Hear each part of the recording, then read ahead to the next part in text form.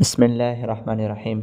अल्लाह तबारक व तआला जे मुतालिक़ कुझु अहम अक़ीदा जेके मुस्लमान खे रखणु खपनि उहे ही आहिनि त अल्लाह तबारक व तआला हिकु आहे। अल्लाह तबारक व तआला ई इबादत जी बंदगी जे लाइक़ु आहे। उन खां सवाइ ॿियो को बि बंदगी जे लाइक़ु न आहे। उन जो ॿियो को शरीक न आहे ऐं हू हर ॻाल्हि खे ॼाणे थो। का बि शइ का बि ॻाल्हि उन खां लिकियलु न आहे। उहो वॾी ताक़त ऐं कुदरत वारो आहे।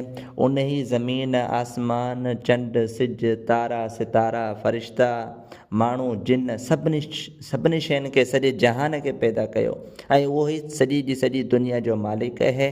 उहो ई मारे थो, उहो ई जीआरे थो, यानी मख़लूक़ जी ज़िंदगी ऐं मौत उन ई जे हुक्म सां थिए थी। उहो सॼी मख़लूक़ खे रोज़ी ॾियण वारो आहे। उहो न पाण खाए थो, न पीए थो, न सुम्हे थो।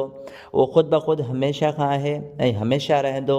उनखे कंहिं पैदा नाहे कयो, न उन जो को पीउ न पुटु न धीअ न घरवारीअ न ॿियो को अहिड़े क़िस्म जो को रिश्तो।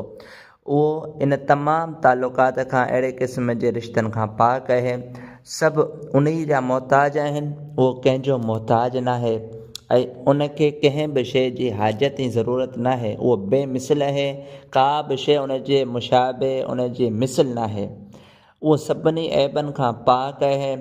उहो मख़लूक़ जीअं मिसाल जे तौर ते हथ पेर नक कन ऐं शक्ल सूरत मख़लूक़ वांगुरु न आहे। इन्हनि शयुनि खां जेको आहे सो अल्लाह जी ज़ात पाक आहे।